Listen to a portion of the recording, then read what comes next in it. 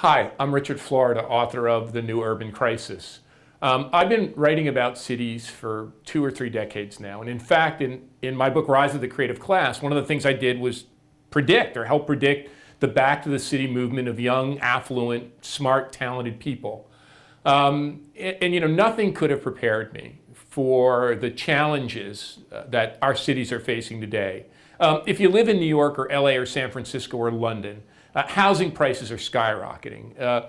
Young people, talented people, creative people are being priced out.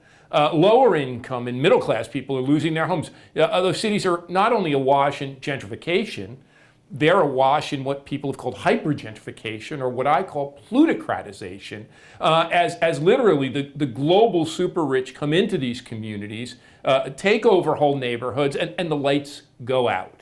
So all of the things that made our cities great, that creative impetus, innovation, diversity, gets washed out and our cities get blanded.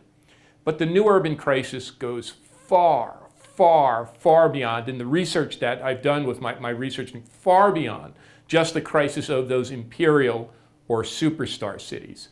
Cities like Detroit, or Cleveland, Milwaukee, have struggled to rebuild their economy in the face of deindustrialization and after the economic crisis.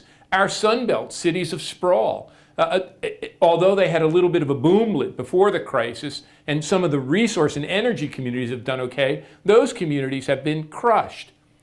The urban crisis also has moved into our suburbs. There are more poor people in suburbs today than there are in urban centers. Across the world, there are nearly 1 billion people who live in global slums.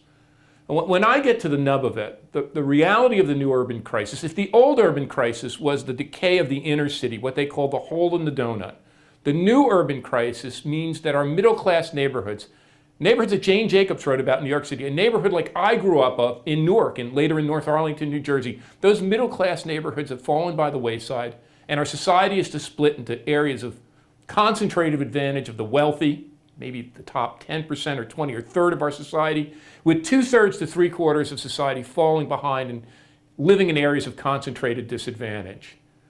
Look, in my view, the new urban crisis is the biggest crisis of our time. It's the crisis of urbanized knowledge capitalism.